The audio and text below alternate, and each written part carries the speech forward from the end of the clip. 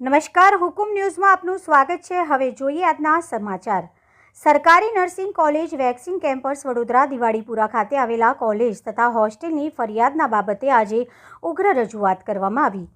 આજરોજ સરકારી nursing college Diwalipura ખાતે આવેલા ઘણા સમયથી ફરિયાદ મળેલ હતી કે કોલેજ અને હોસ્ટેલમાં ભારે અનિયમિતતા ચાલી રહી છે, જેમ કે મેસમાં ગંદકી, જમવામાં જીવડા, ઈયળ અને 2450 ફી વસૂલાતી હોવા છતાં પણ રસીદ આપતા નથી। દર મહિને SNA ફંડનો 100 રૂપિયા પણ બિન રસીદ વસૂલાઈ લે છે।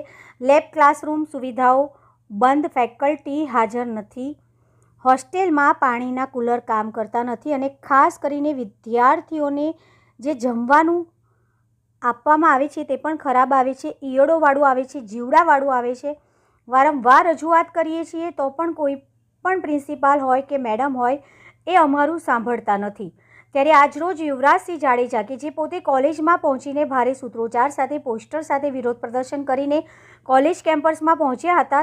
જે રીતના જમવાનું ખરાબ આવે છે તેના પોસ્ટર લઈને સત્તાધીશોને ખબર પડે ત્યારે પ્રિન્સિપાલને જાણ થતાં તેઓ પહોંચી ગયા હતા કેમ્પસમાં અને પાસે જ્યારે યુવરાજસિંહ જાડેજાએ રજૂઆત કરી ત્યારે આ રીતના અમારી પાસે અસંખ્ય ફરિયાદો આવી છે, જે જમવાનું ખરાબ આવે છે, જીવાતવાળું આવે છે, જેમાં પ્રિન્સિપાલે કીધું કે એવું કંઈ નથી, આપણે બેસીને વાત કરીએ। ત્યારે યુવરાજસિંહે કીધું કે અમારે અહીંયા બધાની વચ્ચે જ વાત કરવી છે, એનો મતલબ કે કંઈક ને કંઈક નર્સિંગ કોલેજમાં મેનેજમેન્ટ દ્વારા સમસ્યાને માટે છુપાવવાની કોશિશ ચાલી રહી છે। તંત્રી ફરીદ શેખ આજે વડોદરાની જે નર્સિંગ કોલેજ જે છે ત્યાં અમે કેમ્પસમાં જોવા માટે જે સુવિધા અમને જે ફરિયાદો મળી છે, 450 વિદ્યાર્થીઓ તરફથી જે ફરિયાદ મળી છે, વિદ્યાર્થીઓ ફરિયાદનું નિરીક્ષણ કરવા માટે આવ્યા હતા કે ભાઈ મૂળતઃ જે મેસના નામે જે 2450 રૂપિયા લેવામાં આવે છે, તો એ 2450 રૂપિયાનું જમવાનું કેવું આપવામાં આવે છે। અહીંયા ફાયર સેફ્ટીની બહુ મોટી મોટી વાતો કરવામાં છે। ફાયર સેફ્ટી કઈ રીતે છે? કારણ કે ફરિયાદ અમને એવી મળી છે કે ફાયર સેફ્ટીના ખાલી સાધનોને રાખી દીધા છે, પરંતુ એ સાધનો કોઈ જગ્યાએ કામ કરતા નથી। મૂળતઃ જે પાયાની સુવિધા પાણી કહેવાય, મૂળતઃ યુરેનલ કહેવાય, એ યુરેનલની સુવિધાઓ પણ યોગ્ય રીતે કરવામાં નથી આવતી અને જે સુવિધાઓ છે એ ગંદકી ભરી છે, બાથરૂમમાં પણ યોગ્ય રીતે નથી અને પાણી જે ખરેખર મિનરલ મળવું જોઈએ એ પણ મળતું નથી। તો આટલા પૈસા સરકાર ટેક્સના ફાળવે છે આ નર્સિંગ કોલેજોને આગળ લાવવા માટે, તો આ પૈસા જાય છે ક્યાં? બીજી વાત કે અહીંયા BSc નર્સિંગ ચાલે છે, હવે અહીંયા જે વિદ્યાર્થીઓ છે એ કાં તો GNM કરે છે, કાં તો ANM કરે છે, છોટાઉદેપુરના વિદ્યાર્થીઓ અહીંયા આવીને ભણી રહ્યા છે।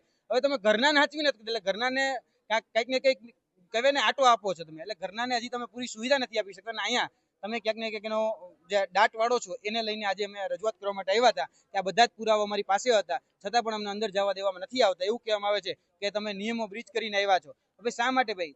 આ સરકારી સંસ્થા છે, સરકારી સંસ્થામાં અમે ટેક્સ પેયર છીએ, અમારા ટેક્સના પૈસાથી સંસ્થા ચાલે છે, તો શા માટે ભાઈ અમે અંદર ન જઈ શકીએ? એટલે મહેરબાની કરીને બેટી બચાવો બેટી પઢાઓની વાતો કરતી સરકાર, અહીંયા જે પ્રિન્સિપાલ છે, અહીંના જે સત્તાધીશો છે, મોટી મોટી વાતા કરે છે, મોટી મોટી ભાકાફોજદારી કરે છે, એને કહેવા માંગીએ છીએ કે ભાઈ અંદર જઈને જોવા દો સુવિધાઓ કઈ પ્રકારની છે, અંદર જઈને જોશું, સત્ય તપાસું, તથ્ય તપાસું, એટલે આપોઆપ ખ્યાલ આવી જશે શું છે શું નહીં।